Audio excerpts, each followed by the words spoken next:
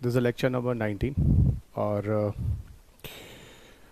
आगे बढ़ते हैं। यूनिट 3 चल रहा है, यानी चैप्टर नंबर 9। काफ़ी कुछ आपने देख रखा है। पिछले लेक्चर में यूएनएफसीसी वगैरह के बारे में हम लोगों ने काफ़ी बातें की हैं। So let us start with the next part of this lecture. ये वो सारे के सारे लिंक्स हैं जो मैं आपको बताता हूँ, जहाँ आपको मेरे साथ जुड़े रहना है।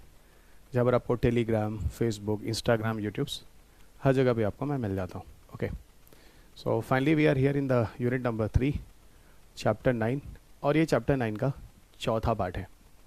चैप्टर आपको पता है इंटरनेशनल कॉन्फ्रेंस और समिट्स। बुक आप लगातार पढ़ रहे हैं और आपको धीरे धीरे इनमें चीज़ें और ज़्यादा क्लियर हो रही हैं। और ये कह लो कि जो कंसेप्ट वाला पार्ट है ना, जो एक्चुअल में इन्वायरमेंट में आपको थोड़ी दिक्कत होती है, वो मैंने काफ़ी हद तक यहाँ आपका जो प्रॉब्लम है वो शट आउट कर दिया है। ओके, चलिए। इसमें शुरुआत में हम लोग REDD और REDD प्लस से शुरू करने वाले हैं। देखो, पीछे आप लोगों ने UNFCCC के बारे में बात किया हुआ है, शायद याद होगा। हम लोगों ने पीछे UNFCCC के बारे में बात किया हुआ है, United nation framework convention on climate change. और UNFCCC के बारे में आप सबको पता है कि असल में इसके लाने के पीछे कारण यही था कि पूरी दुनिया का जो ग्रीन हाउस गैस है ना, पूरी दुनिया का, उसको स्टेबल लेवल पे लाया जाए, स्टेबलाइज लेवल पे लाया जाए। प्री इंडस्ट्रियलाइज लेवल के पहले की जो कंडीशन है, मतलब प्री इंडस्ट्रियलाइजेशन की बात जो हो रही है, उस समय की जो इन्वायरमेंट थी, वहाँ तक की चीज़ों को फिर से पहुँचाया जाए। सो REDD और REDD प्लस जो इनिशिएटिव है, एक्चुअल में ये UNFCCC की ही मीटिंग में आगे चलकर बात होती है। अब REDD या REDD प्लस क्या है, इनमें क्या डिफरेंस है, प्लस में क्या चीज़ें नई लाई गई, वो सब चीज़ों में हम लोग बात करेंगे। REDD का पूरा नाम है reduction emission from deforestation and forest degradation. So reduction emission from deforestation and forest degradation, this is REDD। Okay, और फिर बात करेंगे REDD प्लस क्या होता है। देखो, ऐसा है कि REDD जो है, इसकी पहली डिस्कशंस होती है 2005 में। ओके, 2005 में UNFCCC का जो COP 11 जो मीटिंग होता है, वहाँ पर होता है। और ये जो मीटिंग होती है, ये एक Costa Rica and pupa new Guinea, वहाँ पर कुछ रिक्वेस्ट लिए जाते हैं कि भाई ऐसा है कि अगर UNFCCC की बात कर रहे हैं हम लोग, और दुनिया को कार्बन को कंट्रोल करने की बात कर रहे हैं, CO2 एमिशन डे कंट्रोल की, तो अगर हम फॉरेस्ट की तरफ चलें, यानी ज़्यादा से ज़्यादा एफॉरेस्टेशन किया जाए, ज़्यादा रिफॉरेस्टेशन किया जाए, और जो जंगलों की जो कटाई हो रही है, गॉट इट, या जो लॉसेस ऑफ फॉरेस्ट हो रहे हैं, अगर हम उसको मेंटेन कर लें, ठीक है, तो काफ़ी हद तक कार्बन के सिंक को कर सकेंगे, और एटमॉस्फेयर में जो ग्रीन हाउस गैस एमिशन की मात्रा लगातार बढ़ी, उसको कंट्रोल कर सकेंगे।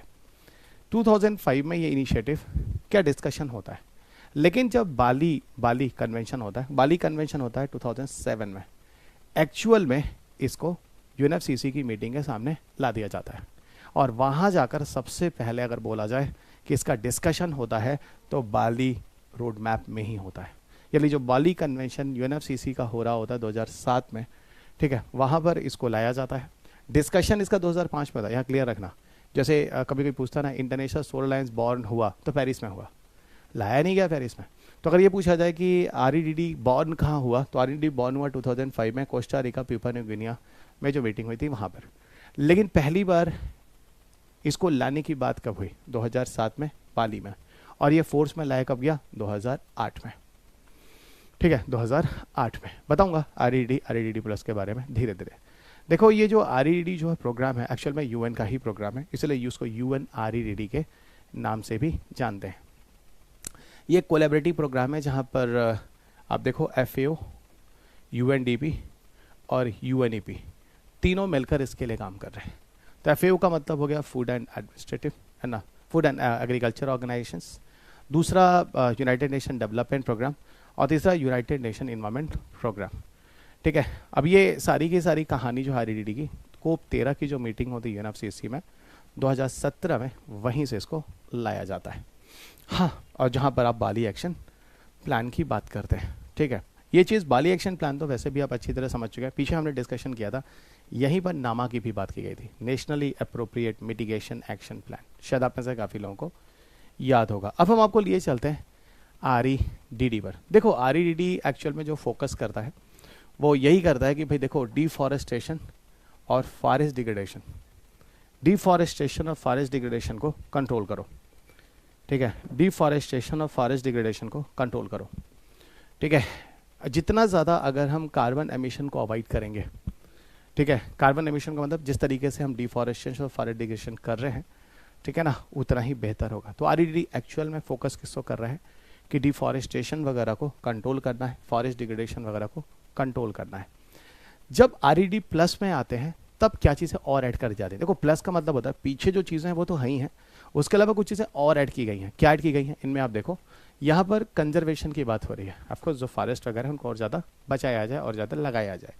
सस्टेनेबल मैनेजमेंट की बात हो रही है। सस्टेनेबल मैनेजमेंट का मतलब होता है कि अगर हम किसी फॉरेस्ट के रिसोर्सेज को यूज़ कर रहे हैं तो ऐसा ना हो कि हम उसको एक्सप्लॉइट भी कर रहे हैं, ठीक है, सस्टेनेबल मैनेजमेंट की बात हो रही है। तीसरा कह रहे हैं कि हम ऐसा करें कि जो फॉरेस्ट कार्बन स्टॉक है, यानी वनों की अगर बात करें तो और ज़्यादा उनको बढ़ाया जाए, है ना, उनको इन्हांसमेंट किया जाए।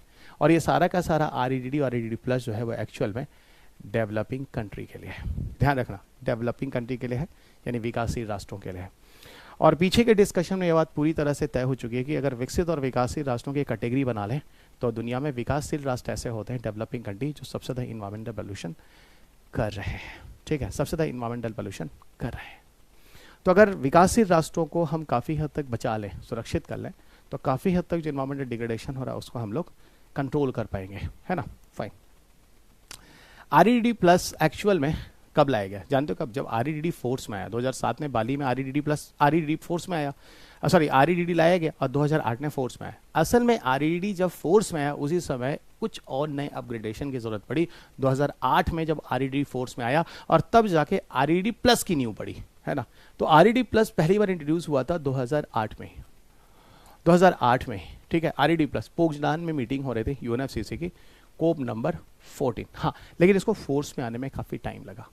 ये फोर्स में आता है बच्चा 2013 में, ये फोर्स में आता है 2013 में, यानी इन सारी चीज़ों को डेवलपिंग कंट्रीज में कंजर्वेशन किए जाए, सस्टेनेबल मैनेजमेंट फॉरेस्ट का किया जाए और फॉरेस्ट कार्बन स्टॉक को और ज़्यादा बढ़ाया जाए। ये सारी चीज़ें जो लाई गई इनको फोर्स में लाया गया 2013 में। REDD देखा जाए तो असल में क्या काम करता है, विकासशील राष्ट्रों में जो फॉरेस्ट कार्बन स्टॉक है उसको और ज़्यादा बढ़ाने की बात करता है, यानी एफॉरेस्टेशन रिफॉरेस्टेशन की बात करता है, ठीक है ना। REDD प्लस ये सारी चीज़ें। अब देखो REDD प्लस में यहाँ पर कुछ चीज़ें और देखो, इसके जो इंकरेज करना है, जितने भी बेनिफिट्स हैं, जितने भी एक्टिव पार्टिसिपेशन हैं, उनको और ज़्यादा प्रमोट करना है इस काम के लिए।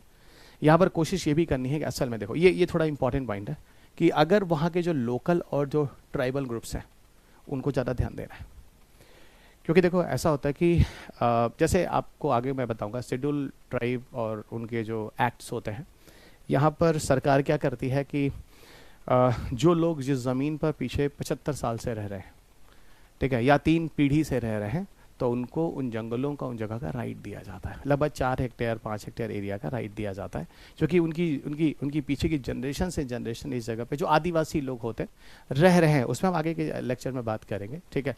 तो वही बात मैं कह रहा हूँ, अगर आपको फॉरेस्ट कंजर्वेशन चीज़ों पर बात करनी है तो जो वहाँ के जो लोकल लोग हैं ना, फिर से मैं कह रहा हूँ, जो वहाँ के लोकल लोग हैं ना उनको वहाँ पर मिला के साथ चलना होगा, यानी उनको ध्यान रखना होगा, एम्फेसिस देना होगा वहाँ के लोकल और ट्राइबल जो डिपेंडेंस हैं जो फॉरेस्ट पर, उनको भी ध्यान देना होगा। ऐसा ना हो कि आप उनको पूरी तरह से वहाँ पे नुकसान पहुँचा दे जिसके लिए उनकी ज़िंदगी की बात हो जाए, for the survival of this tribals and local groups, ठीक है ना। और दूसरी चीज़ भी बताऊँ, मैंने आपको पीछे भी बोला है कि देखो अगर green house gas emission control करना है भाई, अगर green house gas emission control करना है तो पॉवर्टी एलिविएशन बहुत ज़्यादा ज़रूरी है। मैंने आपको बार बार बोला है भाई, जब पैसा होगा तभी तो लोग LPG यूज़ करेंगे, जब पैसा होगा तभी तो लोग LPG यूज़ करेंगे, समझ ना, जब पैसा होगा तभी लोग क्या करेंगे, LPG को यूज़ करेंगे, ठीक है।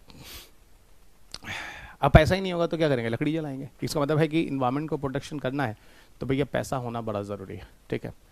आप देखना जब सस्टेनेबल डेवलपमेंट की बात हुई है, आगे के लेक्चर में होगी, जब आप देखेंगे तो उसमें आपको मिलेगा कि भाई जो 17 जो सस्टेनेबल डेवलपमेंट के गोल्स में पॉवर्टी एलिवेशन भी एक बहुत बड़ा कारण है ना। गरीबी को हटाओ, नहीं तो हम इन्वायरमेंट को सुरक्षित नहीं कर पाएंगे।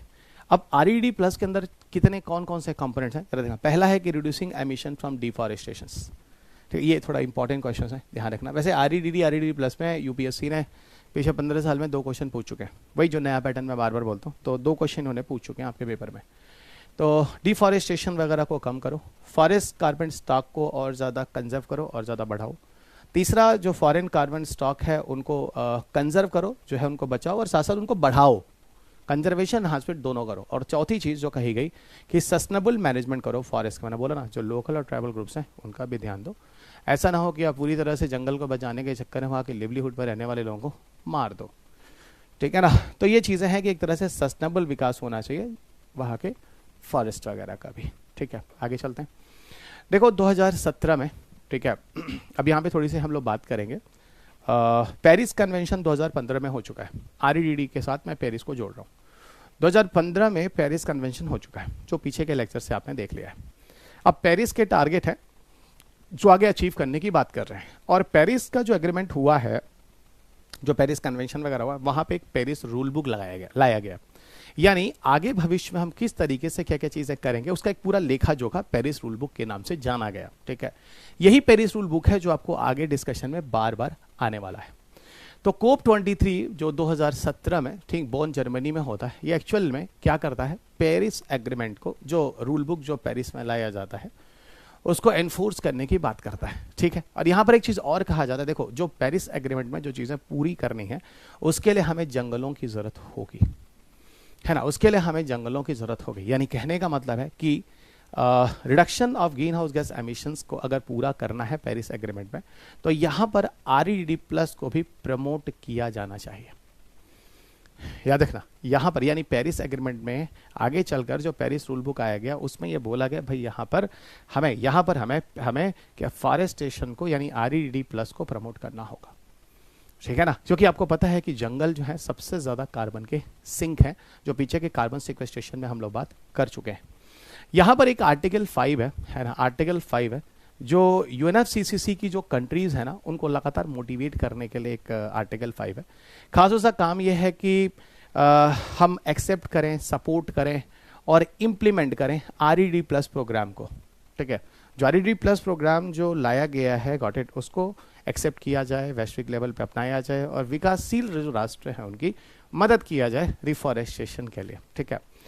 और कोप 23 में वैसे भी आपको बताऊं ग्रीन क्लाइमेट फंड जो प्रूफ पहले हो चुका है, हम लोगों ने बोला था 2010 में, ठीक है। 2010 में जो कानकुन में कॉन्फ्रेंस में जो ग्रीन क्लाइमेट फंड की बात हुई थी, है ना, ग्रीन क्लाइमेट फंड की बात हुई थी। तो यहाँ ये बोला जा रहा है भाई ऐसा है कोप 23 की मीटिंग में कि आरईडी प्लस के लिए भी वो फंड जो है वो अप्रूव हो, ठीक है ना। फाइनली इसको अप्रूवल भी मिल जाता है कि फॉरेस्टेशन और रिहैबिलिटेशन इस तरह की चीज़ों के लिए भी उस फंड का यूज़ होगा। तो ग्रीन क्लाइमेट फंड का एक सपोर्ट है जो कोप 23 तक आते आते 2017 में उसकी मंजूरी मिल जाती है कि आरईडी प्लस को भी ये सपोर्ट करेगा। बार बार मैं कह रहा हूँ, हमारे पेपर में अगर यूपीएससी का पेपर देखो तो फंडिंग एजेंसीज के नाम बहुत पूछे जाते हैं, ओके, फंडिंग एजेंसी के नाम। और यहाँ भी इस लेक्चर में आपको 2 फंडिंग एजेंसी बताऊंगा अभी, एक फंडिंग एजेंसी बताऊंगा, forest carbon partnership facility, FCPF, जहाँ पे 2 फंड आते हैं, एक रेडिनेस फंड आता है, कार्बन फंड आता है। रेडिनेस कार्बन फंड और एक bio carbon fund for landscape के लिए जो लाया गया, ये तीनों चीज़ें हम लोग यहाँ पर बहुत डिटेल में पढ़ने वाले हैं। रुको अभी, अब हम चल गए और अब हम पहुँच गए वही जो मैं आपको नाम बोल रहा था कि असल में फॉरेस्ट कार्बन पार्टनरशिप फैसिलिटी एक FCPF है, ठीक है। FCPF लाया गया और ये जून 2008 से जो है वो फंक्शनल होता है।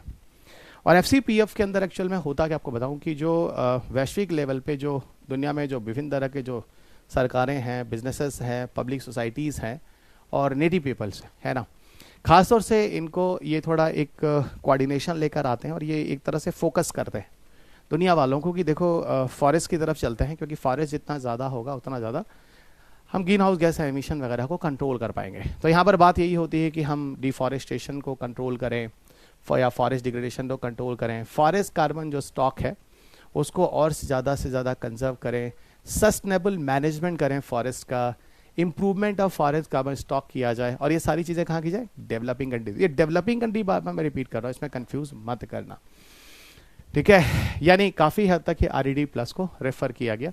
FCPF यानी FCPF एक तरह से बोलूँ तो एक तरह से फंडिंग है जो आरईडी प्लस को सपोर्ट कर रहा है, ठीक है। अब देखो इसके अंदर कुल देखा जाए तो दो सेपरेट फंड है लेकिन एक दूसरे के साथ कॉम्प्लीमेंट्री फंड है। मतलब एफसीपीएफ के अंदर दो अलग अलग फंड है लेकिन एक दूसरे के कहीं ना कहीं पूरक है, एक दूसरे को कहीं ना कहीं सपोर्ट करते हैं। वही जो मैंने आपको बोला था, पहला जिसको हम कहते हैं रेडिनेस फंड और दूसरा जिसको हम कहते हैं बच्चा कार्बन फंड। तो दो फंड आपको देखा, एक जिसे हम कहते हैं रेडिनेस फंड और दूसरा जिसे हम कहते हैं कार्बन फंड। क्या है भाई रेडिनेस फंड क्या है और कार्बन फंड क्या है, जरा इसको समझना। देखो रेडिनेस फंड क्या है, जो कंट्री एक टारगेट बनाती है, ठीक है, जो भी ईच पार्टिसिपेटिंग कंट्रीज हैं जो अपना एक आरईडी प्लस है ना, अब वो कौन सी कंट्री है, डेफिनेटली जो डेवलपिंग कंट्री है, आरईडी प्लस जो प्रिपेयर करते हैं, मतलब आरईडी प्लस के अंतर्गत वो लोग क्या क्या करने वाले हैं उसके लिए सपोर्ट किया जाने वाला एक फंड है रेडिनेस फंड। रेडिनेस मतलब तुरंत इनको फंड दे दो, ये अपना काम शुरू करें। लेकिन वहीं दूसरी तरफ कार्बन फंड क्या है, जैसे ही कोई अपना काम कर रहा होता है, ठीक है, और काम करके कोई चीज़ इंप्रूव कर रहा होता है, अच्छी अचीवमेंट्स ले रहा होता है, फिर उनको फंडिंग के सपोर्ट की जरूरत पड़ रही होती है, तो फिर उनको एक और फंड होता है जिसको हम कहते हैं कार्बन फंड का सपोर्ट दिया जाता है। कार्बन फंड क्या होता है, कार्बन फंड देखो एक तरह का ये दूसरा फंड है, ये दूसरा फंड है ना, फॉरेस्ट कार्बन पार्टनरशिप फैसिलिटी के अंदर लाया गया। इसकी शुरुआत मई 2011 में की गई। ये भी एक पेमेंट है लेकिन कंफर्म्ड एमिशन रिडक्शंस के बेसिस पर ही, कंफर्म एमिशन रिडक्शन के बेसिस पर आरईडी प्लस प्रोग्राम को जो पूरी तरह से पूरा कर रहा है, ठीक है, उसको सपोर्ट करने के लिए एक तरह से फंड है। यानी कहीं ना कहीं ये जो आरईडी जो रेडिनेस फंड जो था, जो रेडिनेस का काम कर रहे थे, जो लोग अपने नियम कानून बना रहे थे, ठीक है, कि हम इतने लेवल पे इतना करेंगे, उनको सपोर्ट देने के लिए, और जो काम कर रहे हैं उसके बाद उनको और ज़्यादा सपोर्ट की ज़रूरत है। लेकिन मिला जुला कर ये कह लो कि और ज़्यादा एफॉरेस्टेशन रिफॉरेस्टेशन की बात हो रही है, तो दोनों फंड एक दूसरे के कॉम्प्लीमेंट्री ही हैं।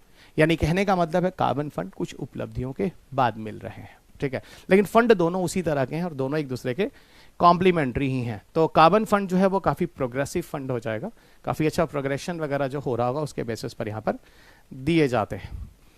एक कार्बन फंड में ही मैं अलग से लेकर आया हूँ, कार्बन फंड या फिर आप बायो कार्बन फंड बोल लो, क्योंकि आपके पेपर में बायो कार्बन के नाम से क्वेश्चन पूछा गया।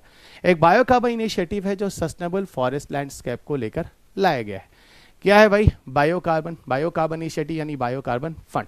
देखो ये फॉरेस्ट लैंडस्केप का सीधा मतलब हो गया कि और ज़्यादा वनों को बचाना है, सुरक्षित करना है।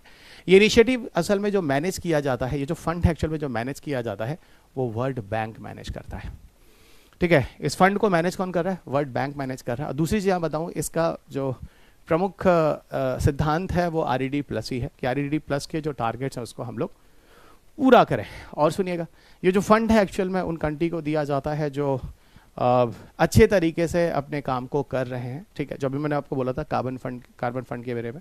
और दूसरी चीज़ बताऊँ, ये असल में बेटर लैंड पॉलिसी को इम्प्लीमेंट करने के लिए सपोर्ट करता है, क्योंकि अगर आपकी लैंड पॉलिसी अच्छी होगी, एग्रीकल्चर सस्टेनेबल तरीके से कर रहे होंगे, प्रमोटिंग एफॉरेस्टेशन कर रहे होंगे, रिफॉरेस्टेशन कर रहे होंगे, और यहाँ पर मैंने आपको पहले बोला जो ट्राइबल सेक्शन के लोग हैं उनको भी हम प्रोटेक्ट कर रहे होंगे रूरल फॉरेस्ट एरिया में, ठीक है। ये सारी चीज़ों को मैनेज करने का एक सोर्स है ये फंड जो इन सबको सपोर्ट करता है, ठीक है। तो सर आप ये कहना चाह रहे हैं जो हम लोगों ने पीछे कार्बन फंड पे बात किया ये वही है क्या, बिल्कुल वही है, लेकिन इसको इस नाम से बोला गया क्योंकि यूपीएससी ने इस नाम से क्वेश्चन पूछा, ठीक है।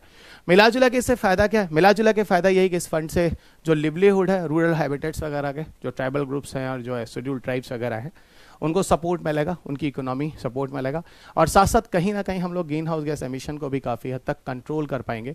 और जो पेरिस एग्रीमेंट है कि भाई देखो हम लोग पीछे जो बात कर रहे थे कि global mean temperature 2 degree Celsius के ऊपर नहीं जाना चाहिए, 1.5 डिग्री सेल्सियस के आसपास अगर टेम्परेचर तक ले आते हैं जो बढ़ रहा है तो काफ़ी बेटर कंडीशन होगा। क्योंकि हम लोगों ने पीछे हम लोगों ने थोड़ा सा आईपीसीसी पे बात किया था, आईपीसीसी वैसे आगे के लेक्चर में काफ़ी डिटेल में आपको मिलने वाला है, ठीक है, inter governmental panel on climate change. यहीं पे बात करते हैं, काफ़ी हद तक ये कंट्रीज़ को एनकरेज ही कर रहा है काफ़ी हद तक और बेटर रिजल्ट्स लाने के लिए, ठीक है। सो जिसकी वजह से हम लोग जो लैंड का होगा वो सस्टेनेबल यूज़ करेंगे और इस सब की मदद से कहीं ना कहीं कार्बन एमिशंस को और ज़्यादा कंट्रोल कर पाएंगे। Got it.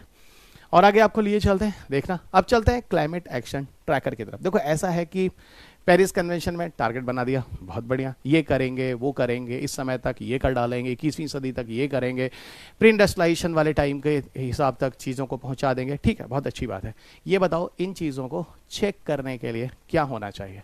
इन चीज़ों को चेक करने के लिए ट्रैकर है जिसको हम कहते हैं क्लाइमेट एक्शन ट्रैकर। एक तरह से एक इंडिपेंडेंट रूप से काम करने वाला एक साइंटिफिक प्रोजेक्ट है जो आज से काम नहीं कर रहा, ठीक है, जो आज से काम नहीं कर रहा। ये एक तरह से अगर इसकी एनालिसिस देखी जाए इंडिपेंडेंट तरीके से तो 2009 से काम कर रहा है ना। ये इंडिपेंडेंट एनालिसिस कर रहा है 2009 से। करता क्या है, अब मान लो हमने पेरिस एग्रीमेंट में उस टारगेट रखा पूरा करने के लिए, तो ये क्या करता, देखता है वो गैप कितना है आज के हिसाब से, मतलब कितना गैप है कि अगर हम पूरा नहीं कर पा रहे हैं तो उस कमी को आइडेंटिफाई करने के लिए क्लाइमेट एक्शन ट्रैकर एक साइंटिफिक प्रोजेक्ट है जो काम कर रहा है। और ये पूरी तरह से यही कोशिश कर रहा है कि जो हम लोग 2 डिग्री सेल्सियस के नीचे पेरिस का जो टेम्परेचर बनाने की बात कर रहे हैं, इसकी एनालिसिस करके क्या लिटरली हम लोग ये चीज़ें कर पा रहे हैं या नहीं कर पा रहे हैं, उस पर सीधा आंख जमा कर रखना।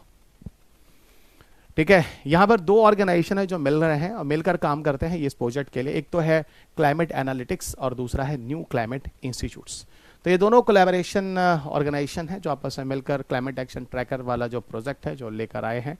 और 2009 से फटाफट दिख ही रहा है कि एक इंडिपेंडेंट एनालिसिस है पॉलिसी मेकर्स द्वारा 2009 से लगातार चल रही है। ये पूरी तरह से क्वांटिफाई कर रहा है, मतलब कैलकुलेशन वगैरह इवेलुएट कर रहा है क्लाइमेट चेंज में किस तरीके से कमी की जाए, इन चीज़ों में क्या क्या पॉलिसी लाई जाए, कौन कौन से तरीके अपनाए जाएं, इन सारी चीज़ों पे बात कर रहा है। और एक बात और आपको बताऊंगा कि मैजिक क्लाइमेटिक मॉडल जो है, जो मैजिक क्लाइमेटिक मॉडल है, ठीक है, मैजिक क्लाइमेटिक मॉडल है वो क्लाइमेट एक्शन ट्रैकर का ही है ना किया है। यानी दुनिया में जो क्लाइमेट्स को लेकर जिस हिसाब से जो चीज़ें हो रही हैं, ठीक है, उनके एक्शंस को लेकर एक मैजिक क्लाइमेट मॉडल तैयार करता है। कौन? Climate action tracker. ठीक है, जिसकी वजह से हम लोग बताते हैं कि 21वीं सदी में किस हिसाब से टेम्परेचर वगैरह जाने वाला। तो ये टर्म थोड़ा याद रखना दोस्त, मैजिक क्लाइमेटिक मॉडल जो है इसके पीछे भी क्लाइमेट एक्शन ट्रैकर ही है। इवन इसको फंडिंग भी मिलती है, ठीक है, इसको फंडिंग वगैरह भी मिलती है थोड़ी बहुत। वैसे अगर देखो तो क्लाइमेट एक्शन ट्रैकर कुल कितने कंट्री में काम करता है, ठीक है, तो कुल 39 कंट्रीज और यूरोपियन यूनियन, जिसमें कुल मिलाकर 85% ग्लोबल एमिशन होता है। यानी सोचो क्लाइमेट एक्शन ट्रैकर जो एक प्रोजेक्ट है वो कितने कंट्री की चीज़ों को सर्वे करता है, एनालिसिस करता है, जहाँ पर लगभग 85% ग्रीन हाउस गैस एमिशन करीब करीब यहीं से हो जाते हैं।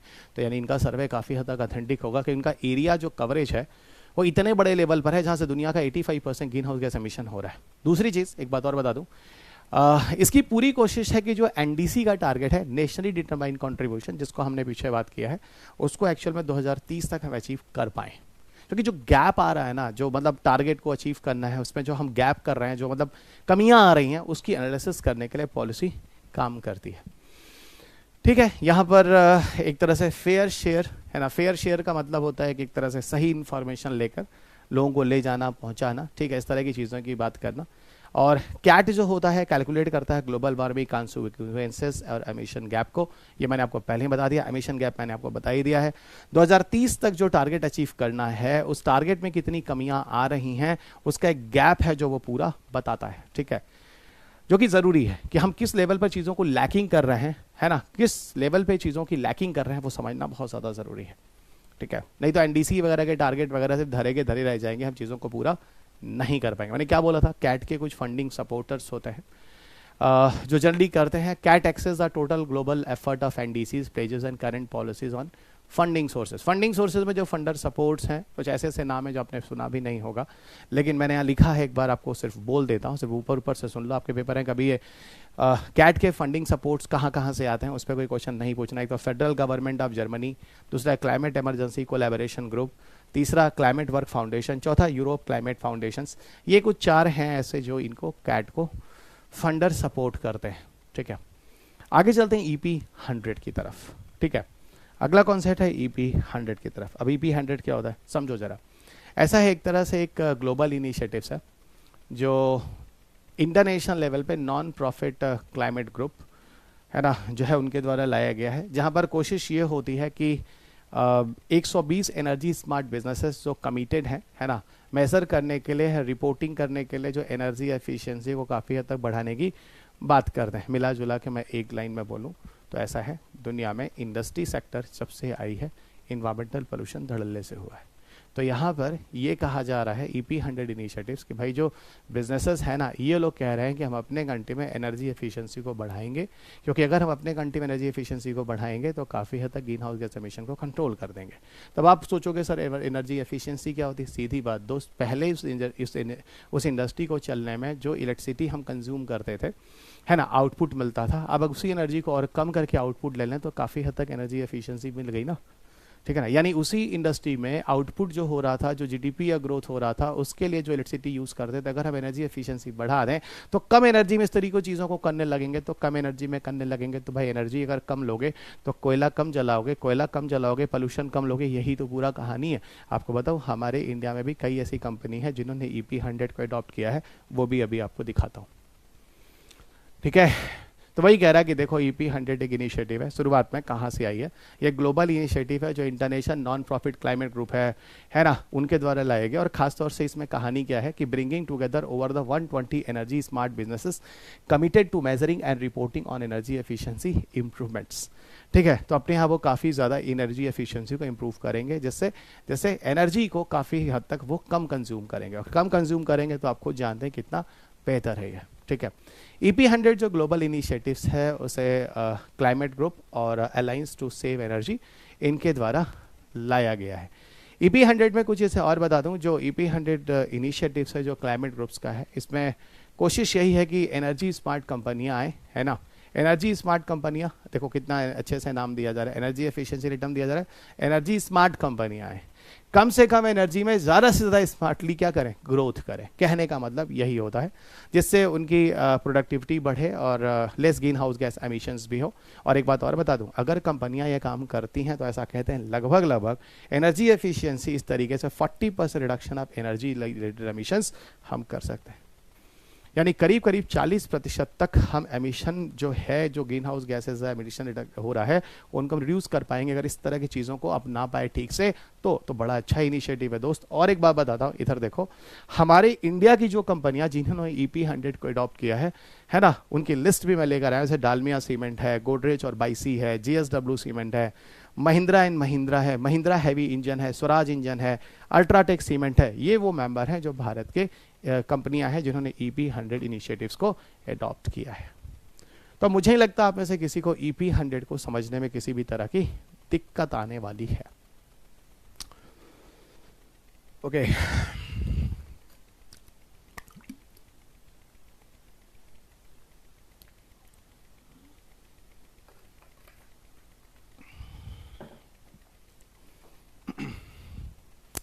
EP100 में कुछ और चीज़ें हैं जो थोड़ा ध्यान देना, ठीक है।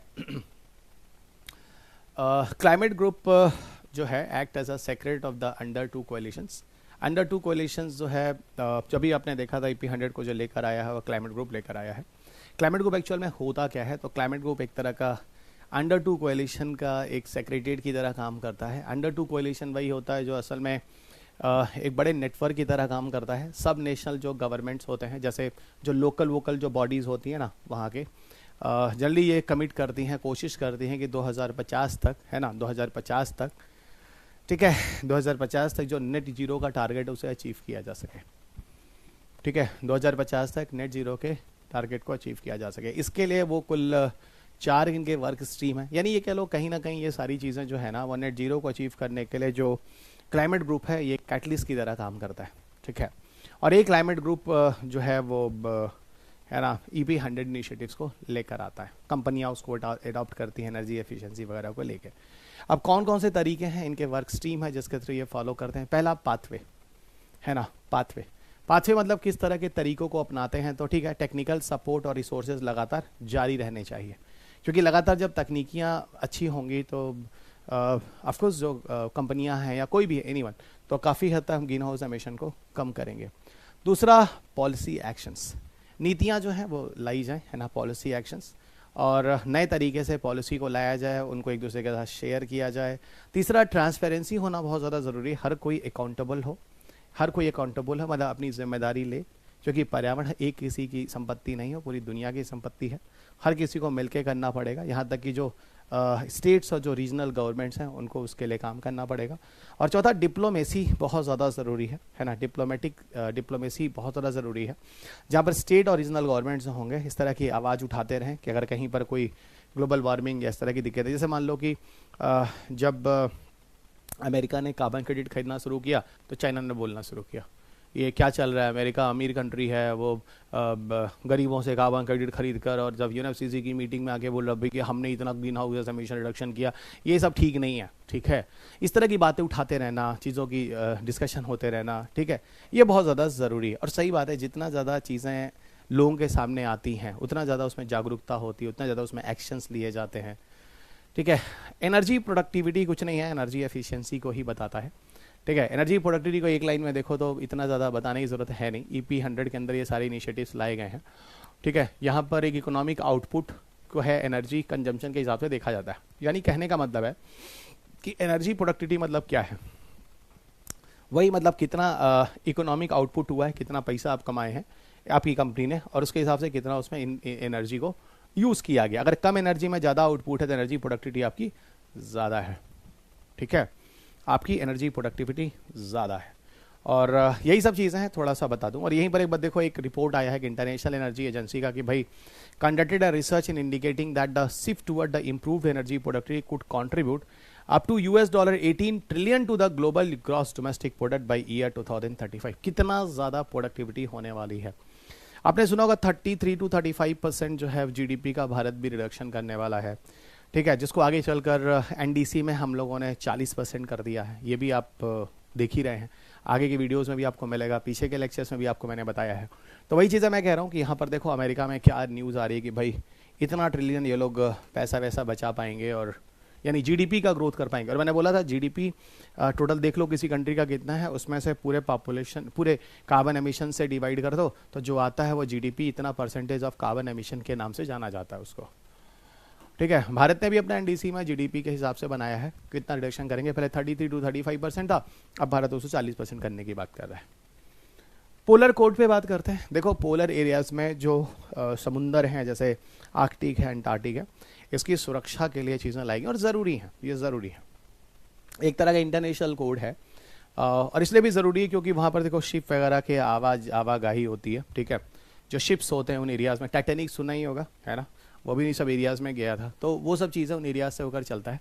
और इंटरनेशनल कोड है जो शिप ऑपरेटिंग करने के लिए होता है पोलर वाटर्स एरियाज़ में, और इसी को हम लोग पोलर कोड का नाम देते हैं। इसको अडॉप्ट किया है आईएमओ ने, यानी इंटरनेशनल मैरीटाइम ऑर्गेनाइजेशंस। ठीक है, और ये इंटरनेशनल कोड जो है एक तरह से रेस्ट्रिक्शंस हैं कि किस तरह की वहाँ पे एक्टिविटी होनी चाहिए। कहीं ऐसा ना हो कि आप शिपिंग कर रहे हैं, वहाँ पर आप इन्वायरमेंटल पोल्यूशन कर रहे हैं, वहाँ से आवाजाही कर रहे हैं और उस पूरे क्षेत्र को बर्बाद कर रहे हैं। बताऊँगा, ये सारी एक लिस्ट है मैंने दी हुई है कि ये कैसे काम करता है। इसके अंदर अगर देखो आप, दो ऐसे इंटरनेशनल कन्वेंशंस हैं जो एक्चुअल में इनको बूस्टअप ही करते हैं पोलर कोड की चीज़ों को। जैसे एक तो सेफ्टी ऑफ लाइफ एट सी, जिसको सोलास के नाम से जानते हैं। देखो नाम खुद ही बता रहा है, safety of life at sea, disturb नहीं करना है। और दूसरा international convention for the prevention of pollution from the ship, MARPOL जिसे कहते हैं। ठीक है, क्योंकि जब आप शिप लेकर जाते हैं तो बच्चा वहाँ से बहुत तरह के इन्वायरमेंटल पोल्यूशंस भी हम करते हैं। ठीक है, पोलर कोड में क्या क्या चीज़ें आती हैं इसको थोड़ा ध्यान देना। पोलर कोड में देखो पूरा range of design, construction, equipment, operational, training, search and rescue, environmental protection matter, जो शिप्स वगैरह वहाँ पे ऑपरेट होते हैं, जहाँ पर inhospitable water surrounding the two poles हैं, है ना, इन सब चीज़ों को चेक करना है। मतलब मैंने बोला सारी चीज़ें एक लाइन में लिखी गई हैं। वहाँ पे सर्च एंड रेस्क्यू ऑपरेशन अपनाना होगा, वहाँ पे ट्रेनिंग सिस्टम वगैरह पहले से चीज़ होके जानी चाहिए, वहाँ पे पोल्यूशंस नहीं करने हैं, वहाँ पे किस तरह से चीज़ें ऑपरेट करनी है, किस तरह के कंस्ट्रक्शन करने हैं, या किस तरह की इक्विपमेंट की चीज़ों को यूज़ करना है जिससे वहाँ की जनजीवन को इफेक्टिव ना हो। मतलब ये दोनों कन्वेंशन से भी आपको समझ में आ रहा होगा। ये सारी चीज़ों को लेकर एक पोलर कोड है जो आईएमओ द्वारा लाया गया। फिलहाल ये 2017 से इंटर्ड है, पेपर में 2023 के पीटी में क्वेश्चन आया भी है पोलर कोड के नाम से। ठीक है, तो थोड़ा इसको ध्यान रखना, this is the important one. आगे चलते हैं ग्रीन हाउस गैस प्रोटोकॉल की तरफ। ठीक है, आगे चलते हैं हम लोग ग्रीन हाउस गैस प्रोटोकॉल की तरफ। क्या है भाई ग्रीन हाउस गैस प्रोटोकॉल? देखो ये एक तरह से एक सपोर्टिंग बॉडी है, या इसको कह लो ये भी एक तरह से कैटलिस्ट की तरह ही काम करता है। ठीक है, इसमें कौन कौन आता है, तो ग्रीन हाउस प्रोटोकॉल जो है एक्चुअल में ऑपरेशनल है, कंपनियां इसमें आती हैं, गवर्नमेंट्स आते हैं, इन्वायरमेंटल ग्रुप्स आते हैं, है ना, पूरी दुनिया के, जो एक तरह से कोशिश करते हैं कि क्लाइमेट चेंज को की समस्या को दूर करने का प्रयास किया जाए। ग्रीन हाउस गैस प्रोटोकॉल एक तरह से एक इंटरनेशनल अकाउंटिंग डिवाइस है, पूरी दुनिया में एक तरह से चेक करने का काम करता है, ठीक है। और इसमें कंपनियां, पॉलिसी ग्रुप्स, है ना, इन्वायरमेंटल ग्रुप्स, ये सब मिलकर इस तरह के ग्रीन हाउस गैस प्रोटोकॉल को देख रहे हैं, ठीक है। और ये करते क्या है, एक तरह से ग्राउंड लेवल पे जो काम होना चाहिए, है ना, जिसके बेसिस पर हम लोग ग्रीन हाउस गैस के स्टैंडर्ड को मेंटेन कर सकें, पूरी दुनिया में जो डिफरेंट तरह के कार्यक्रम चलाए जाते हैं उनको ठीक से चलाया जाए, ठीक है ना, इंटरनेशनल स्टैंडर्ड जो ऑर्गेनाइजेशंस हैं, ठीक है, उनको फॉलो किया जाए, ठीक है। ग्रीन हाउस गैस प्रोटोकॉल अगर देखा जाए तो ये डेवलपिंग कंट्री को भी ऑफर करता है, ठीक है, ये दुनिया में हर कंट्री के लिए है। RED सिर्फ डेवलपिंग के लिए था, ग्रीन हाउस गैस प्रोटोकॉल जो सर्वे वगैरह है, जो एक्टिविटी कर रहा है, वो पूरी दुनिया में कर रहा है। और इसमें जो बिजनेसेस वगैरह हैं, ठीक है, बिजनेसेस वगैरह मतलब देखो, बिजनेसेस कहने का मतलब होता है कंपनी समझ जाया करो, इंडस्ट्री समझ जाया करो, ठीक है, पर वो लिखने का उनका तरीका है कि हमेशा बिजनेस बिजनेस बिजनेस कहते हैं ना, बिजनेस मतलब कंपनियां या इंडस्ट्री, ठीक है, वो ग्लोबल मार्केट में एक बड़े लेवल पर लेकर आए, चीज़ों को लेकर आए। तो डेफिनेटली यहाँ पर अगर कंपनी लीडर्स नहीं आएंगे साथ, ठीक है, तो कभी भी हम इस तरह की चीज़ों को नहीं कर पाएंगे। सरकार कितना भी करती रहे, है ना, सरकार तो फिलहाल सरकार और कंपनी लीडर्स दोनों मिलकर इस ग्रीन हाउस गैस प्रोटोकॉल को अपनाते हैं। और पूरी दुनिया में एक तरह से देखा जाए इंटरनेशनल अकाउंटिंग डिवाइस, ये नाम याद रखना है, इंटरनेशनल अकाउंटिंग डिवाइस की तरह काम करता है, यानी कहीं ना कहीं ये भी एक तरह से कैटलिस्ट का ही काम है, ठीक है। और इस पे भी UPSC ने कभी किसी ज़माने में क्वेश्चन बनाया हुआ है, ठीक है, बहुत ज़्यादा ये इंपॉर्टेंट आगे आने वाले सालों के लिए नहीं है, ठीक है। पर ये क्योटो प्रोटोकॉल से इनका कोई लेना देना नहीं है, ये भी ध्यान रखना, ठीक है, इनका क्योटो प्रोटोकॉल से कुछ भी लेना देना नहीं है, ठीक है। आगे चलते हैं UNCCD पर। आपको याद है जब हम लोगों ने अर्थ समिट बात किया था 1992 में, वहाँ पर हम लोगों ने बोला था कि 5 डॉक्यूमेंट्स रिलीज हुए थे और एक डॉक्यूमेंट ऐसा था जो बाद में एड ऑन हुआ था और उसका नाम था UNCCD। UNCCD जो है वो एजेंडा 21 के अंदर लाया गया था, मैंने कहा था इसे हम लोग आगे बात करेंगे, अब यहाँ पर हम बात करेंगे।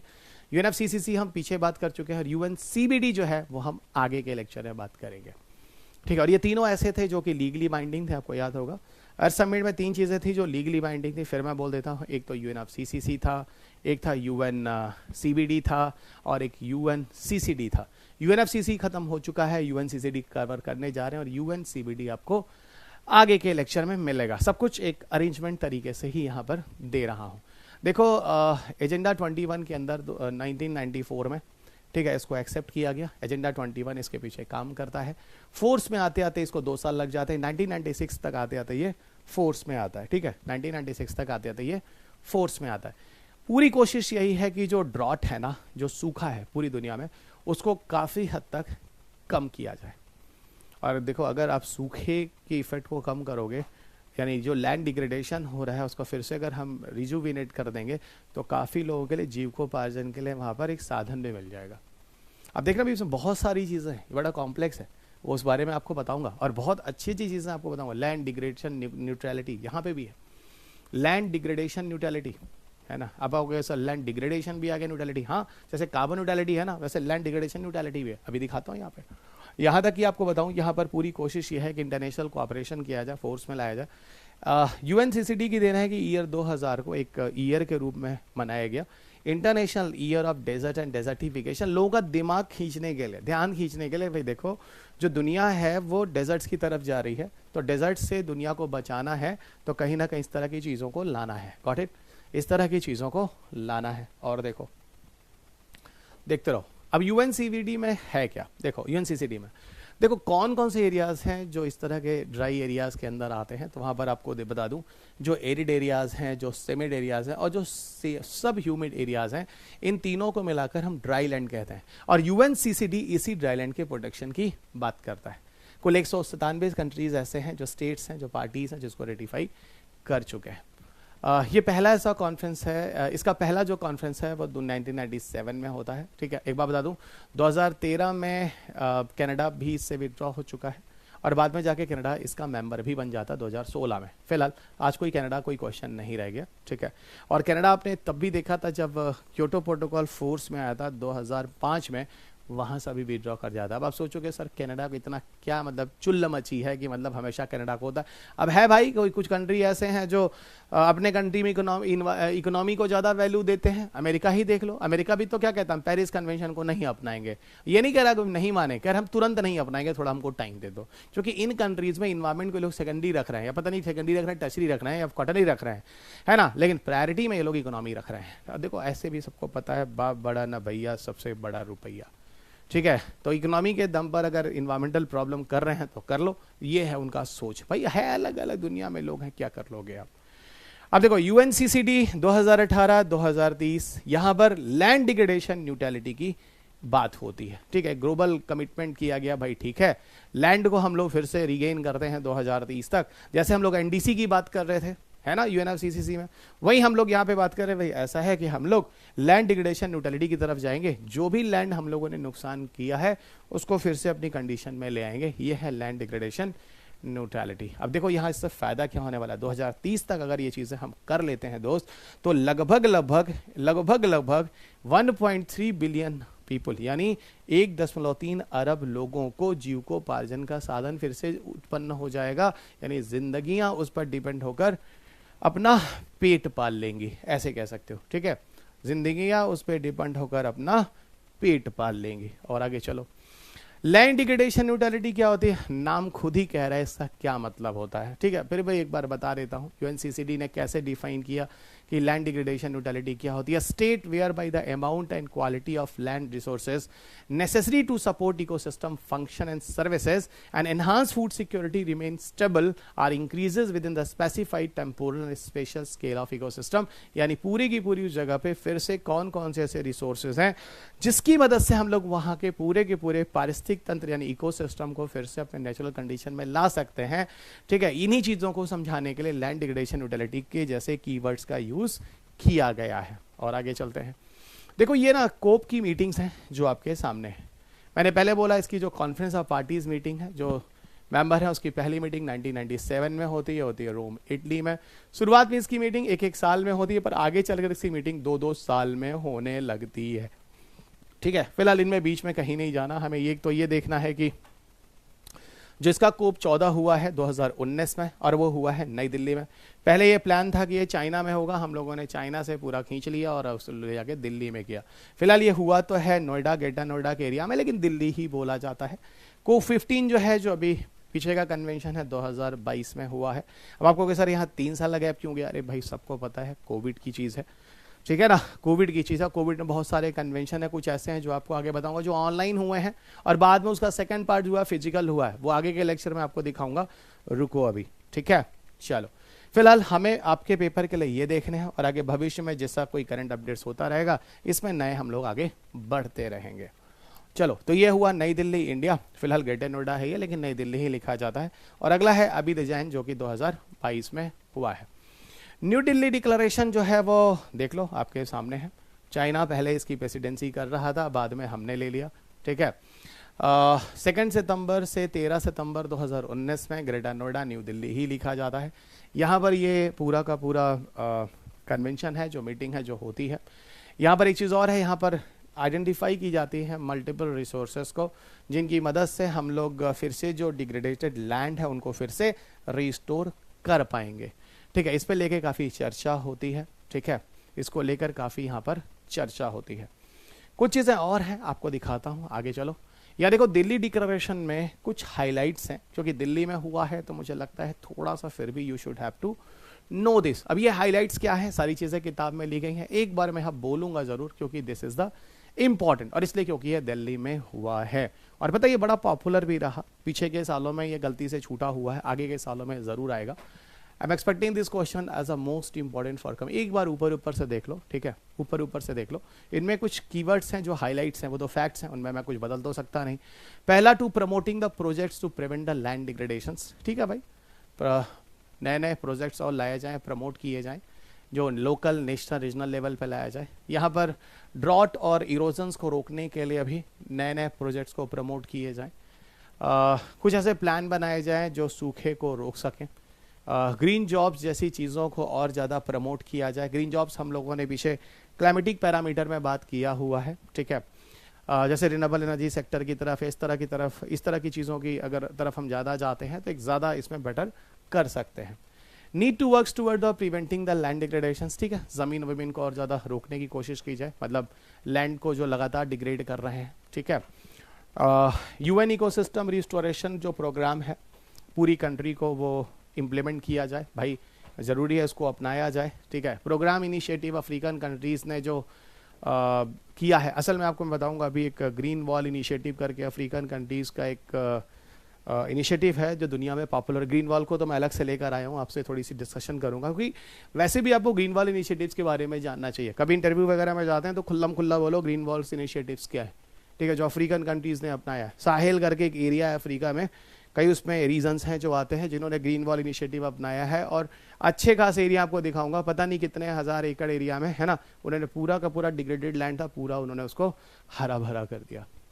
तो वही कह रहे हैं भाई, अफ्रीका में जो चीज़ें हैं ना, जो लाई गई अफ्रीकन कंट्रीज़ में, जिन्होंने लैंड डिग्रेडेशन को कंट्रोल करने के जो प्रोग्राम लाए गए थे, उसको फर्दर उसको लाओ, उस तरह की चीज़ों को और इनिशिएटिव्स करो। दिखाऊंगा दोस्त ग्रीन वॉल इनिशिएटिव, वैसे भी this is a very very important. इसके अलावा एक दूसरे के साथ मिलकर काम करो, है ना, वो तो हमेशा ही होता है। लोकल गवर्नमेंट को ज़्यादा अकाउंटेबल होना होगा जो वहाँ पर है, न कि इंटरनेशनल लेवल पे बार बार लोग प्रेशर डालें। अब भाई ऐसा भी है ना, जो वहाँ पर जिस तरह की कंडीशंस हैं उसी हिसाब से तो आप वहाँ रिसोर्सेज मैनेज करोगे ना। भाई आपके यहाँ के लैंड डिग्रेडेशन के पीछे रीज़न क्या है ये तो आप ही जानो ना, ठीक है, हर जगह का अलग अलग होता है ना, यही तो बात मैं कह रहा हूँ। इसके अलावा आप देखो तो लोकल गवर्नमेंट जो है वो वहाँ अकाउंटेबल होगा, ठीक है ना, मेंटेनिंग करने के लिए इस तरह की चीज़ों को, नेचुरल रिसोर्स और इकोसिस्टम के लिए। ये सारी की सारी चीज़ें हैं जो हाईलाइट्स हैं जो दिल्ली डिक्लेरेशन के अंदर आती हैं। देखो दिल्ली डिक्लेरेशन में दो चीज़ें और हैं जो पीछे मैंने नहीं बताई थी, वो यहाँ लिखा हुआ है, बाकी सारी चीज़ें यहाँ पर ऊपर अभी डिजाइन के बारे में लिखा गया है, जो COP15 मीटिंग हुई थी इवोरी कोस्ट में। देखो इंडिया होस्टेड COP14 UNCCD 2019 में, और यहाँ पर कमिटमेंट है कि 26 मिलियन हेक्टेयर, ये चीज़ बोलना चाहिए था पीछे ही, जो डिग्रेडेड लैंड है 2030 तक वो सही कर देना है। बहुत अच्छी चीज़ है ये, ठीक है। और भारत के जो मीटिंग हुई थी, जो कन्वेंशन हुआ था COP14, उसका थीम रखा गया था restore land sustain future, restore land sustain future. ये चीज़ थोड़ा सा ध्यान रखिएगा। और आगे लिए चलते हैं, आपको इधर आ जाओ। अब देखो अभी डिजाइन में क्या हुआ है, ठीक है, अभी डिजाइन में थोड़ा सा हम लोग बात करेंगे। इस स्लाइड को पहले देखो, यहाँ पे मुझे कुछ चीज़ें और आपको बोलनी चाहिए थी, ठीक है। अभी डिजाइन में जो हुआ है, ये नीचे वाली दो स्लाइड जो है वो एक्चुअल में COP14 है जो मैंने यहाँ रख लिया है, तो कंफ्यूज मत होना। ऊपर की सारी चीज़ें जो है वो COP15 के बारे में, ठीक है। वैसे तो ठीक है, UNCCD की मीटिंग 2001 से हर 2-2 साल में होती है, बाइनवली हो रही है। COP15 का थीम रहा है land life legacy from scarcity to prosperity. COP15 will bring together the leaders from the governments, private sector, civil societies, and other key stakeholders from around the world to derive progress in future sustainable management of land. यह है COP15 में, जहां पर private sector, civil societies, governments, stakeholders, कंपनियां सबको साथ लेकर आते हैं और भविष्य में जो लैंड का डिग्रेडेशन हो रहा है उसको पूरी तरह से सस्टेनेबल मैनेजमेंट की बात कर रहे हैं। यानी अगर हम लैंड को यूज कर रहे हैं तो लैंड के साथ कोई एक्सप्लॉयटेशन नहीं कर रहे हैं, मतलब वही सस्टेनेबल मैनेजमेंट। अब देखो ये पूरे के पूरे पॉइंट्स हैं जो आपको थोड़ा समझना है और थोड़ा धैर्य रख के सुनिएगा। ये इंफॉर्मेशंस हैं।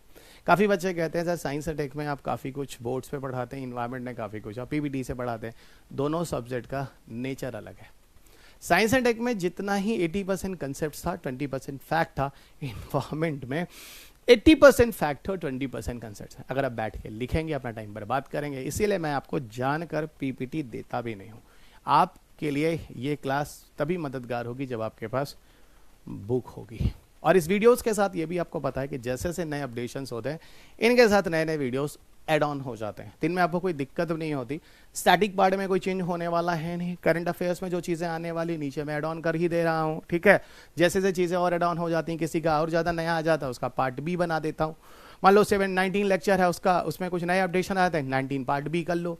आगे कुछ और नया आता है, पार्ट C कर लो। तो बच्चों के लिए भी बड़ा आसान हो जाता है, उसी ऑर्डर में मिल जाता है, ठीक है। स्टैटिक 3-4 बार बढ़िया से सुन लो। और एक बात फिर मैं बता दूँ, एनवायरमेंट ऐसा है ही नहीं कि एक बार पढ़ के आप निकल जाइए, ठीक है ना। जब तक इसको 5-7 बार नहीं सुनिएगा, इसीलिए आप में से जितने भी लोग मेरा कोर्स लेते हैं उसको मैं अनलिमिटेड समय के लिए दे देता हूँ, इसी फ़ोन नंबर पे। ठीक, आप जितनी बार चाहिए उस ड्यूरेशन है, 6 महीने के लिए या कभी 3 महीने के लिए या 1 महीने के लिए, जिस हिसाब से भी आपको कोर्स दिए जाते हैं, भैया इसको 5-6 बार सुनो, ठीक है ना, मेरी बातों को सुनो, किताबों को सुनो, क्योंकि जब आप 5-6 बार सुनोगे तब जाके ये चीज पक्की होती है।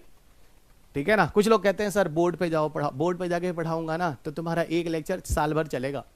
ठीक है ना, एक एक चीज बैठा बैठा के लिखूंगा मैं बोर्ड पे, पॉसिबल है? नहीं हो सकता। ठीक है ना, जैसे हिस्ट्री, आपको क्या लगता है हिस्ट्री पूरा डिटेल किया जाता है? नहीं। तो हिस्ट्री में क्या कुछ जैसे नोट्स दे दो, अलग अलग चीज़ है। वही साइंस एंड टेक में देखो क्रिएटिविटी ज़्यादा है, फिगर बनाओ चीज़ों को। यहाँ क्या फिगर बनाओ, हम क्या लैंड, बैरन एरिया हम सूखा बना देंगे, प्लेन हो गया सफ़ेद, देख लो बैरन, ये क्या है इसमें? ठीक है, तो थोड़ा समझिएगा, सब्जेक्ट के नेचर पे डिपेंड करता है। पर हाँ, छोड़ूंगा कुछ नहीं, छोड़ूंगा कुछ नहीं। कि क्वेश्चन जो आया हो, कि क्वेश्चन जो आ सकता हो, छोड़ूंगा मैं कुछ नहीं, क्योंकि मैंने अपनी किताब में क्वेश्चन पेपर आपको दिखाया है। आप बाकी किताबें देख लो, वही जो आप लोग पढ़ते हो, एक तो शंकर और पीएमएफ है, यहाँ पे तो इन लोगों ने क्वेश्चन पेपर भी आपको सारे नहीं लिखे हैं, कुछ कुछ लिख दिया है, कुछ खुद क्वेश्चंस ही नहीं समझ में आए, क्वेश्चंस वहाँ से आते हैं या नहीं आते, ये है पंगा। फिलहाल वो किताबें बुरी नहीं हो, किताबें भी अच्छी हैं, लेकिन मैं बता रहा हूँ कि अगर आपको क्वेश्चन पेपर ना दिखाया जाए तो सब्जेक्ट पढ़ाना बड़ा आसान है, और अगर क्वेश्चन पेपर दिखा दिया जाए तो सब्जेक्ट में फिर मशक्कत करनी पड़ती है, और शायद वो आप हमें भी करते हुए देख रहे हैं और खुद भी देख रहे हैं। को15 अभी डिजाइन में क्या हुआ है, नए कमिटमेंट्स क्या किए गए। देखो नए कमिटमेंट्स ये किया गया भैया, देखो 1 बिलियन हेक्टेयर यानी 1 अरब हेक्टेयर जो डिग्रेडेड लैंड है 2030 को उनको फिर से हम मॉनिटर कर लें, उनको फिर से हम रिस्टोर कर लें। दूसरा कह रहा है कि भाई 2022 से 2024 का जो टारगेट बनाया गया था, है ना, establish an intergovernmental working group, जो ड्रॉट की कंडीशन को मॉनिटर करने के लिए बनाया गया था, ठीक है, उसको पूरी तरह से प्रोएक्टिव ड्रॉट मैनेजमेंट कराया जाए। ठीक है, दूसरी चीज हो गई। तीसरा कह रहा है कि देखो ऐसा है कि ये जो यूएनसीसीडी की मीटिंग है ना, इसका जो सिस्टर कन्वेंशन है, इन सबके साथ मिलकर इसको काम करना पड़ेगा एक सिनर्जिस्टिक वे में। और बात सही है, देखो अगर आप लैंड डिग्रेडेशन को सही कर देते हो, अगर आप जंगल वंगल ज्यादा बनाते हो, तो कहीं ना कहीं सब यूएनएफसीसीसी की मदद कर रहे हो ना, क्योंकि जैसे ही जंगल इस तरह की चीजें आती है, आपने लैंड सही कर दिया तो कार्बन सिंक भी तो बढ़ गया ना, इसी की बात मैं कह रहा हूं। इसके अलावा न्यू डिक्लेरेशन जो लिएगा भाई, ठीक है, लैंड लाइफ लीगेसी हमने बात कर ही ली है। ठीक है, ग्लोबल लैंड आउटलुक 2 है जो पब्लिश हुआ है। ठीक है, कैसे आगे के टारगेट को अचीव करना है। अब डिजाइन में हेड ऑफ स्टेट और governments long term environmental sustainability की तरफ काम करेंगे। ये सब चीजें हैं जो बात हुई है। आगे क्या कह रहा है, अदर इनिशिएटिव्स में क्या है, ड्रॉट इन नवंबर, है ना, इन नंबर्स 2020 रिपोर्ट्स। इसमें 2022 में क्या कह रहा है, identify that 2022 more than 2.3 billion people face the water stress condition. देखो अदर इनिशिएटिव्स जो है यहाँ पर अपनाया जा रहा है, जिससे इस तरह की दिक्कतों को कंट्रोल किया जाए। इसके अलावा पार्टिसिपेटिंग कंपनीज हैं, इनको आगे आना पड़ेगा। ठीक है, लैंड डिग्रेडेशन न्यूट्रलिटी की तरफ काम करना पड़ेगा। और सबसे बड़ी चीज यहां पर जो न्यूज में रही है वो है Sahel sourcing challenges. Sahel sourcing challenges क्या है, यहां पर देखो मैंने आपको बोला था साहेल एक एरिया है जहां पर ग्रेट ग्रीन वॉल इनिशिएटिव लाएगा। और ग्रीन ग्रीन वॉल इनिशिएटिव इतना कमाल का इनिशिएटिव है दोस्त, जो अफ्रीका में एक मूवमेंट है जो अपनाया गया, लगभग 8000 किलोमीटर के एरिया में ट्री वगैरह को लगाया गया, और जिससे वहां पे काफी लोगों को एक तरह से जीविकोपार्जन का साधन भी मिला। ठीक है ना, लिवलीहुड के लिए, ये ध्यान रखना। और ठीक है, पब्लिक अवेयरनेस कैंपेन लगातार हमें चलाते रहना चाहिए, ताकि लोगों को बताते रहें कि हम इस डिग्रेडेड लैंड को कैसे बचाएंगे। ठीक है, ये भी ध्यान रखिएगा। अब देखो ग्रीन वॉल इनिशिएटिव्स, मैंने बोला ना ग्रेट ग्रीन वॉल इनिशिएटिव को मैं अलग से जरूर बताऊंगा, क्योंकि ये इंपॉर्टेंट है। ठीक है, इंपॉर्टेंट हो या ना हो दोस्त, पर आपको वैसे भी जानना चाहिए, इतना बढ़िया इनिशिएटिव्स है। अगर आप नहीं जानते हैं और आप इन्वायरमेंट पढ़ रहे हैं तो यार ये लानत है। ग्रेट ग्रीन वॉल इनिशिएटिव्स में लगभग अफ्रीका में 8000 किलोमीटर। अच्छा, वैसे भी आप सुनते होंगे अफ्रीका में बड़ी भूखमरी है, बड़ा सूखा पड़ता है। अब ये देखो एक नया इनिशिएटिव्स, इस तरह की चीज़ों को यहाँ तक देखो ना। आपको क्या बोला जा रहा है, हमारा जब कोप जो मीटिंग हुई थी हमारी 14 वाली जो नई दिल्ली वाली, वहाँ पे कह रहे हैं भैया अफ्रीका वाला जो चीज़ हुई थी ग्रेट ग्रीन इनिशिएटिव, उसको अपनाने की बात कर रहे हैं। देखो यही वाला है। 2007 में इसको अफ्रीकन यूनियन द्वारा अपनाया जाता है, लाया जाता है, गेम चेंजिंग की तरह काम करता है। इसका पूरा का पूरा जो एम होता, उद्देश्य होता कि भैया वहाँ के जो कॉन्टिनेंट्स वगैरह हैं, जो ज़मीनें वगैरह हैं जो काफ़ी हद तक डिग्रेड हो गई हैं, उनको फिर से सही किया जाए, जैसे लाखों करोड़ों की संख्या में जो लोग हैं साहेल एरिया, साहेल के लिए एक रीजन होता है अफ्रीका में, वहाँ पे फिर से उनकी ज़िंदगी गुजर बसर के लिए एक मदद मिलेगी। अप्रॉक्स 22 अफ्रीकन कंट्रीज़ ने इस तरह की चीज़ों को अपनाया है, और इसमें revitalise 1000 of communities across the continent, इनको फ़ायदा हुआ है। इनमें अफ्रीकन कंट्रीज साथ आए हैं, बहुत सारे इंटरनेशनल पार्टनर्स भी हैं। $8 billion has been raise and the place to support this game changing initiatives. तो ठीक है, यहाँ पर कुछ फंडिंग का सपोर्ट भी मिला था, तो फंडिंग का सपोर्ट तो हर जगह मिलने को तैयार है, यूएनएफसीसी में मिलने को तैयार है, इंटरनेशनल सोलर अलायंस में मिलने को तैयार है, लेकिन आप कितना उसको सक्सेस बनाते हैं इस पर भी तो डिपेंड करता है। यहाँ देखो सफल ये लोग बना रहे हैं, ग्रेट ग्रीन वॉल इनिशिएटिव्स। इसका इनिशिएटिव्स का एक्चुअल में ऑब्जेक्टिव्स क्या था? देखो ऑब्जेक्टिव्स आपको पूरी तरह से समझ में आ चुका है।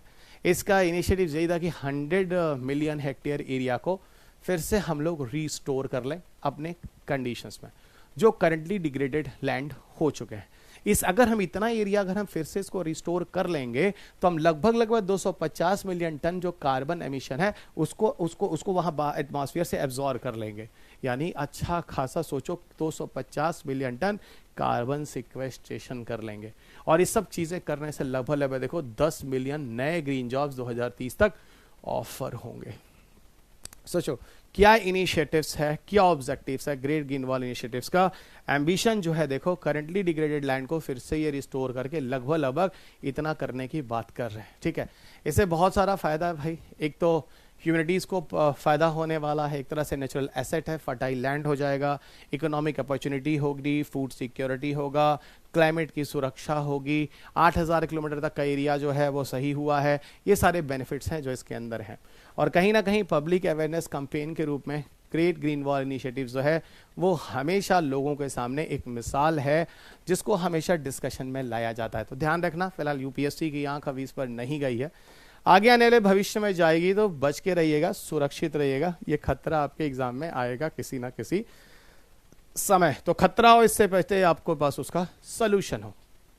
अब देखो ये committee on science and technology क्या है, देखो इसको भी समझना बहुत ज़्यादा जरूरी है। असल में ये जो committee on science and technology है, इसका उद्देश्य ये है कि जैसे दुनिया में अलग अलग रीज़न के होने से ही वहाँ पर लैंड डिग्रेडेशन हुआ है, उसकी क्वालिटी ख़राब हुई है, तो ये क्या करेगा, पूरा रिसर्च एंड डेवलपमेंट करेगा, पूरे साइंटिफिक स्टडी करेगा, उस जगह के एरिया से बताएगा कौन कौन से तरीके अपनाए जा सकते हैं, इन चीज़ों को सही किया जा सकता है, वही काम कर रहा है ये।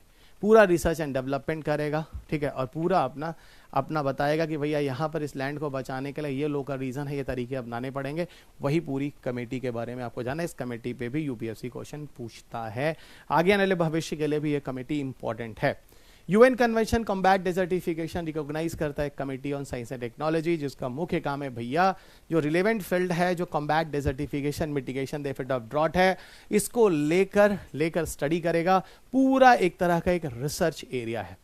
ये कमेटी आइडेंटिफाई करेगी priority of research and recommend the ways of intensifying the cooperation among researchers.